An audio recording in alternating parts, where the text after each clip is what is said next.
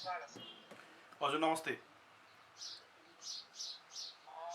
Doctor साहब, यो corona कहरले त तपाईँको विश्व अक्रान्त पारिरहेको अवस्थामा यतिको मृत्युदर, सङ्क्रमित अनि अर्थतन्त्र तहस भइरहेको अवस्थामा यो कोरोना कहरले हामीले कहाँ पुर्याउँछ? अब एउटा चिज हामीले बुझ्नुपर्ने कुरा के छ भन्दाखेरि कोरोना भाइरस नेपालको लागि मात्रै चुनौतीको रूपमा आएको होइन, एउटा मानव सभ्यताको लागि नै यो पहिला धेरैवटा चाहिँ नि जुन तरिकाको महामारी हाम्रो विश्वमा फैलिएको थियो त्यसको एउटा श्रृङ्खलाको रूपमा हामीले लिनुपर्छ र यसले चाहिँ मानव सभ्यतालाई नै एउटा चुनौती चाहिँ दिइरहेको अवस्था छ, जुन चाहिँ विश्वभरि भइरहेको र विश्वलाई नै यसले चाहिँ चुनौतीको रूपमा उभ्याइरहेको अवस्था छ भने त्यो हाम्रो नेपालमा पनि आएको हामी पाउन सक्छौँ। तर यदि आजसम्मको तथ्याङ्कलाई हेर्ने हो भने करिब करिब चाहिँ 49जना मात्रै सङ्क्रमित अवस्थामा चाहिँ मान्छेहरू छ। तर नेपालको एउटा समस्या के छ भन्दाखेरि लकडाउन त हामी गरिरहेका छौँ, तर हामीले जुन तरिकाले यसलाई आश्वस्त पार्ने हिसाबले रेट अफ टेस्टिङ र ट्र्याकिङ जुन गर्नुपर्ने छ त्यो चिजमा एकदमै गरिरहेको हामी पाउन पनि सक्छौँ, तर त्यसको जुन हिसाबले इम्प्याक्ट हुनुपर्ने र जति फास्टली हुनुपर्ने हो त्यो चिज नभएकोले गर्दाखेरि अहिले नेपाल अधिराज्यभरि नै यो हामी भयावह अवस्थामा हाम्रो मनोवैज्ञानिक हिसाबले पनि बाहिर गयो भने यो चाहिँ नि सङ्क्रमण बढ्न सक्छ, हुन सक्छ भन्ने हाम्रो भय हाम्रोमा आइसकेको अवस्था छ।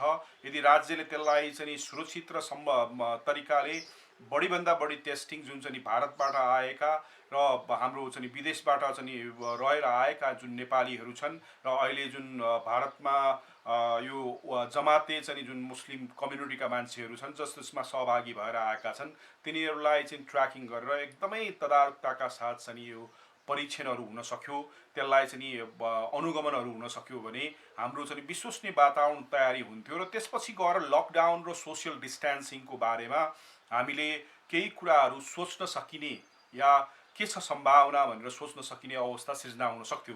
तर अहिलेको सन्दर्भमा चाहिँ नि विश्व परिदृश्यमा पनि लकडाउनलाई बढीभन्दा बढी प्रभावकारी रूपमा मान्छेलाई घरमै राखेर यदि सङ्क्रमण भयो भने पनि समाजमा नफैलिने या परिवारमा सीमित रहोस् र त्यसलाई चाहिँ साँगुरो घेरामा राखेर त्यसलाई चाहिँ आइसोलेसनको माध्यमबाट र क्वारेन्टाइनको माध्यमबाट त्यसलाई यसलाई चेक गरेर परीक्षण गरेर र साथसाथमा त्यसको चाहिँ निवारण गर्न सकिन्छ कि भन्ने हिसाबले नीति लिएको पाइन्छ। तर अब नेपालको सन्दर्भमा चाहिँ बाहिरी वातावरण नै तपाईँले चाहेर पनि अहिले सबैले कतिवटा चाहिँ फेसबुकमा या हाम्रो पत्र पत्रिकामा लकडाउन हटाउनुपर्छ भन्ने कुराहरू माग आइरहेको अवस्था छ। तर त्यो माग गर्दा गर्दै हामीले बुझ्नुपर्ने कुरा के छ भन्दाखेरि राज्यको जुन चाहिँ जनस्वास्थ्य चाहिँ सेवाले चाहिँ यति आश्वस्त पार्न सकिरहेको अवस्था छैन। त्यो काठमाडौँ होस् या विराटनगर होस् या वीरगञ्ज होस् या तपाईँको चाहिँ अन्य धनगढीहरू होस् या नेपालगञ्ज हो, यो सिटीहरूमा त्यो चिजको जुन तरिकाले हाम्रो वातावरण छ त्यो वातावरणमा हाम्रो भएकै अवस्था छ, जसले गर्दाखेरि लकडाउन चाहिँ हामीसँग निर्विकल्पको रूपमा नै निरन्तर दिनुपर्ने अवस्था सिर्जना भइरहेको अवस्था हामी पाउन सक्छौँ। डाक्टर साहबलाई मैले एकछिन रोकेँ। सरकारले यो कोरोना महामारी सम्बन्धी जति पनि कार्यहरू गरिरहेको छ यो सन्तोषजनक छ कि कस्तो छ? हामीले एउटा कुरा के बुझ्नुपर्ने अवस्था छ भन्दाखेरि सामान्य अवस्थामै यो कोरोना भाइरसको चाहिँ महामारी नआउँदै यदि हामीले हाम्रो जनस्वास्थ्य अवस्थालाई हेर्ने हो भने हामी दुईवटा चाहिँ सिद्धान्तबाट चाहिँ ग्रसित छौँ। यसलाई चाहिँ संवेदनशील क्षेत्रको रूपमा हामीले घोषणा गरेका थिएनौँ र यसमा जतिवटा चाहिँ एफिलिएसनहरू दियौँ त्यसमा सबै विवादास्पद थियो र यसमा चाहिँ जुन तरिकाले राज्यले लगानी गर्नुपर्ने थियो लगानी नगरिकन करिब करिब चाहिँ हाम्रो उच्च खर्चको हिसाबले यो निजी क्षेत्रले नै यसलाई चाहिँ धानिरहेको अवस्था हाम्रो अवस्था थियो।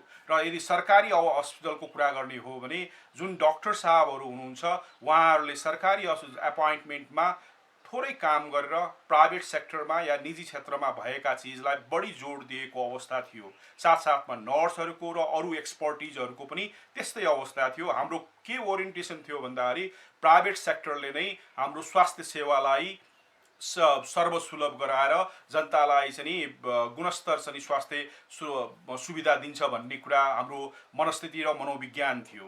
र त्यो मनोविज्ञान भने जुन चाहिँ संवेदनशील विषय छ, हामी व्यापारी हिसाबमा गइरहेको अवस्था छ, तर विश्वको परिदृश्यमा यसलाई एकदमै संवेदनशील मानेर राज्यले एकदमै यसलाई चाहिँ प्राथमिकता राखेर गरिरहेको अवस्था हुन्छ। र अहिले अब त्यो अवस्थामा तपाईँको लाई चाहिँ अहिले जुन क्राइसिस परिरहेको अवस्था छ, त्यो क्राइसिस परेकोमा त तपाईँले चाहिँ काम भएको मान्नुपर्छ। किनभने त्यो यदि तुलना गर्ने हो भने त्यो बेलामा धेरै समस्याहरू थियो। हस्पिटलमा चाहिँ डक्टर नहुने, हस्पिटलमा नर्सहरू नहुने, हस्पिटलमा औषधि उपचारहरू नहुने, हस्पिटलमा अरू चिजहरू नहुने अवस्था थियो।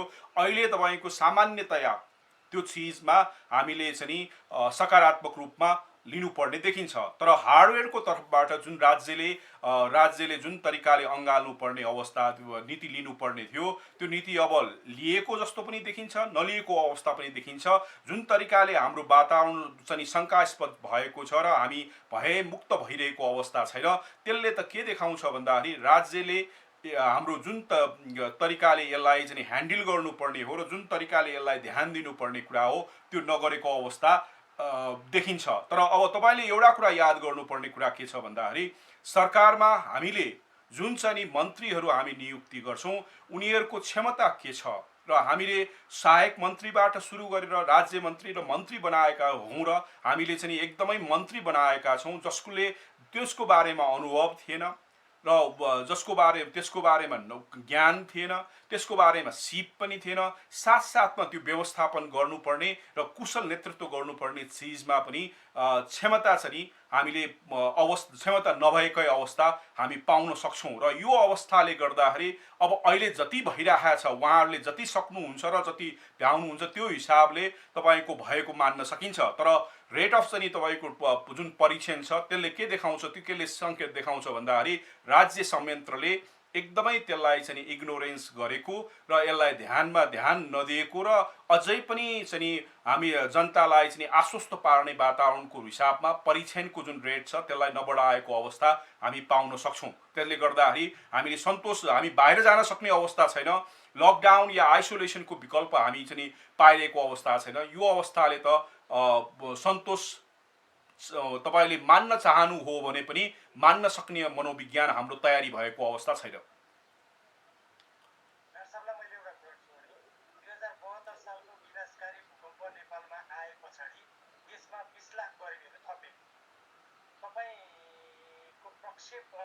कसरी प्रक्षेपण गर्नुहुन्छ?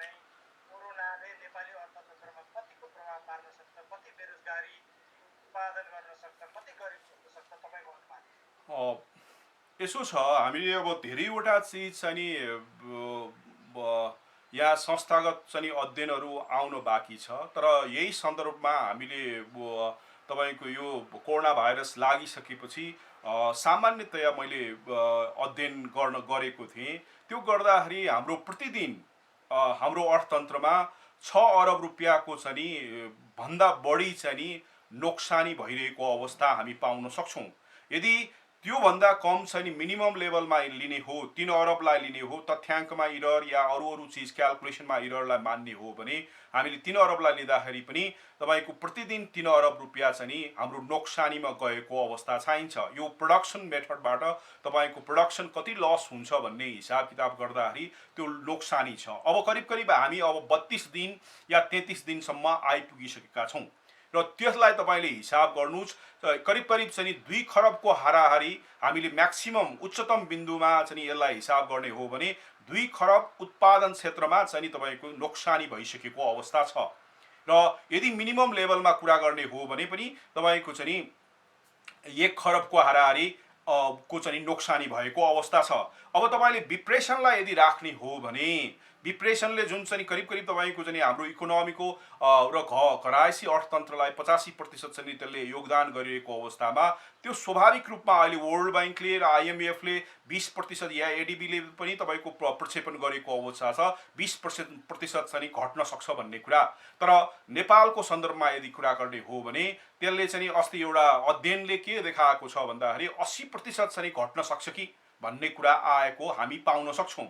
यदि किनभने त्यो वातावरण सम्भावना पनि छ, तर्कपूर्ण पनि छ। कारण किन भन्दाखेरि जुन जुन चाहिँ हाम्रो लेबर श्रम बजारहरू हो त्यो श्रम बजार चाहिँ अहिले यो महामारीले उसका चाहिँ जुन श्रम क्षेत्र हाम्रा श्रमिकहरूलाई चाहिँ रोजगारी प्रदान गरेका क्षेत्रहरू छन् ती क्षेत्रहरू यो कोरोना भाइरसको लकडाउनमा थोरै नकारात्मक असर परेको हामी पाउन सक्छौँ। जसले गर्दाखेरि हाम्रा नेपाली दाजुभाइ दिदीबहिनीहरू जो सक्षम छन् तिनीहरू एकदमै आफ्नो हिसाबमा बसेको पाइन्छ, जो असक्षम छन् उनीहरू चाहिँ एकदमै सङ्घर्षरत नेपाल आउन तत्परता देखाइरहेको अवस्था हामी पाउन सक्छौँ।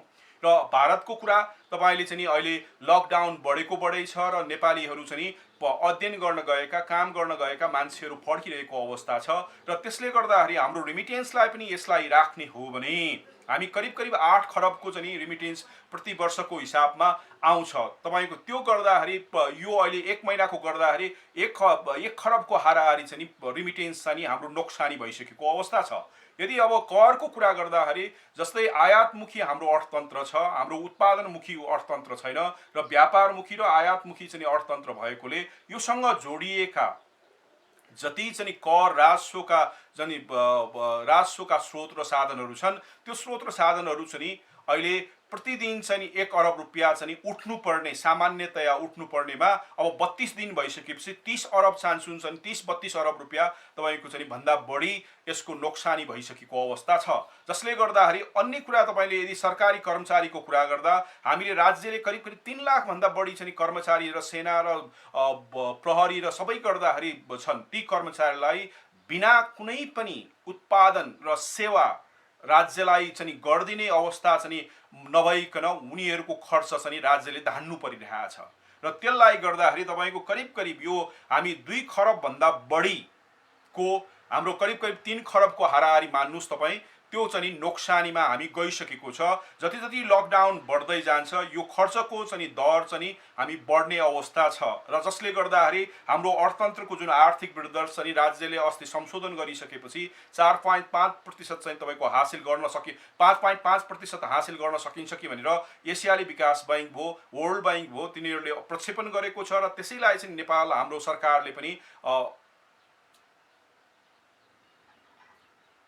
सरकारले पनि स्वीकार गरेको अवस्था थियो र त्यसले गर्दाखेरि तपाईँको अहिलेको अवस्थामा यदि तपाईँले चाहिँ हाम्रो जीडीपीमा तुलना गर्ने हो भने करिब करिब 3 देखि 4% नोक्सानी चाहिँ भइसकेको अवस्था छ। यदि उच्चतम बिन्दुमा लिने हो भने हाम्रो अर्थतन्त्र नकारात्मक आर्थिक वृद्धि दरमा जाने अवस्था सङ्कुचन भएर जाने अवस्था छ र न्यूनतम अवस्थामा रह्यो भने पोजिटिभ रहन्छ, एकदमै न्यून अवस्थामा रहन्छ। सरकारले जे दाबी गरे पनि त्यो अवस्था सृजना भइरहेको अवस्था हामी पाउन सक्छौँ र त्यसले गर्दाखेरि यसले अहिले तपाईँको नेपालको चाहिँ जुन चाहिँ 2011 को तथ्याङ्कलाई हेर्ने हो भने करिब करिब 1 करोड मान्छे चाहिँ रोजगारीमा रहेछ र त्यो रोजगारी सबै सेक्टरमा रहेछ। अब तपाईँ मान्नुस् न यसलाई चाहिँ करिब अहिले एउटा मान्यता चाहिँ फर्मल म्यानुफ्याक्चरिङ सेक्टरलाई मात्र लिँदाखेरि पनि 10 लाख भन्दा बढी मान्छे बेरोजगार हुने सम्भावना हामी पाउन सक्छौँ र त्यो पाइन्छ पनि। अब 1 करोड मान्छे कृषि पर्यटन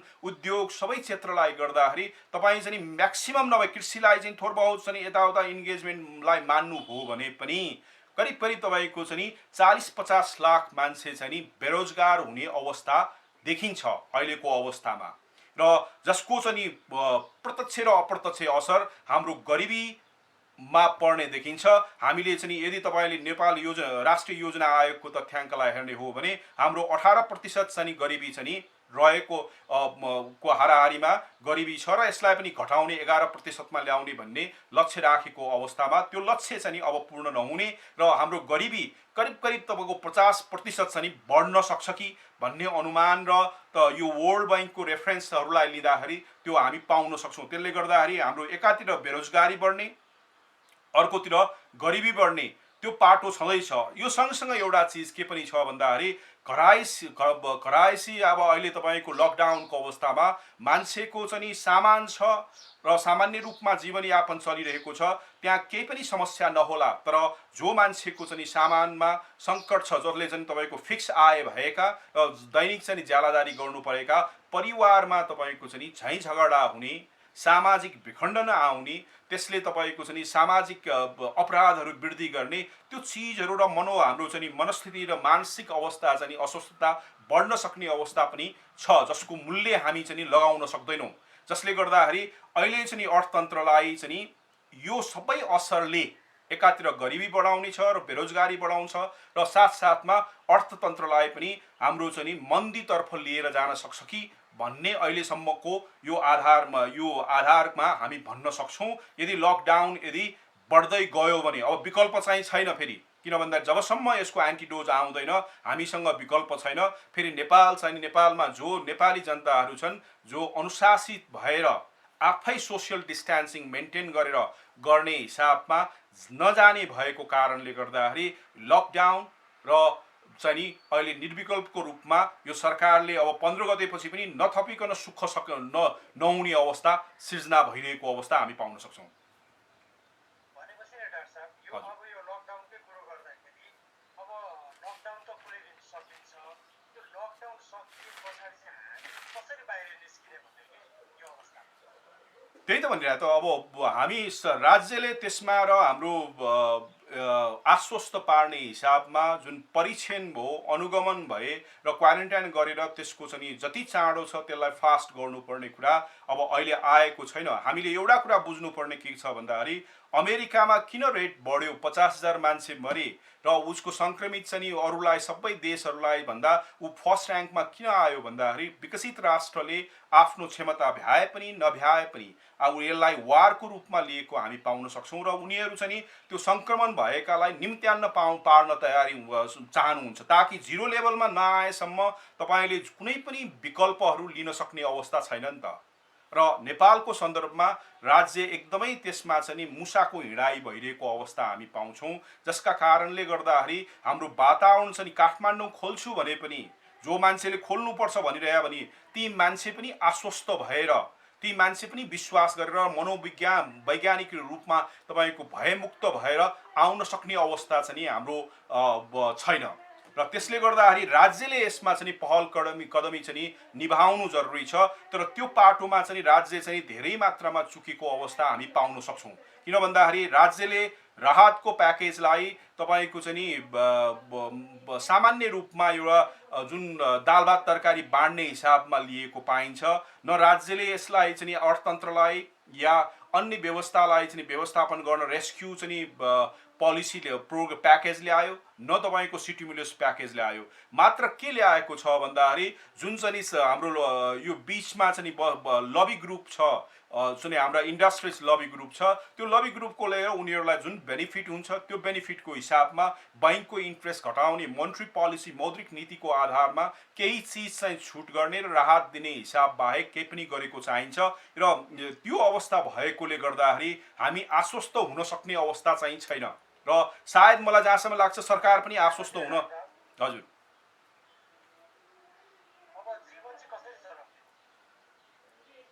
राज्य हो अभिभावक हुनुपर्ने। अब राज्य तपाईँको अभिभावक हुनुभन्दा पनि राज्य त जुन तरिकाले जवाफदेही र जिम्मेवारी र साथसाथमा चाहिँ नेतृत्वदायी र अभिभावकत्व लिनुपर्ने हो, त्यो नेतृत्व लिएको देखिँदैन।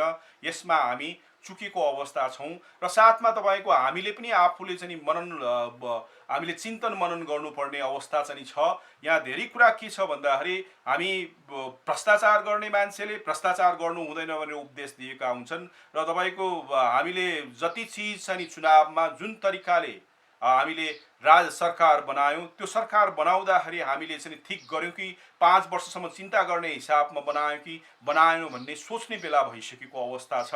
र हामीले एकदमै चाहिँ नैतिक हिसाबमा आफूले आफ्नो यो सरकार भनेको त हाम्रो प्रतिनिधित्व हो नि, ऊ सरकार फेलियर भने त हामी पनि फेलियर हो नि त।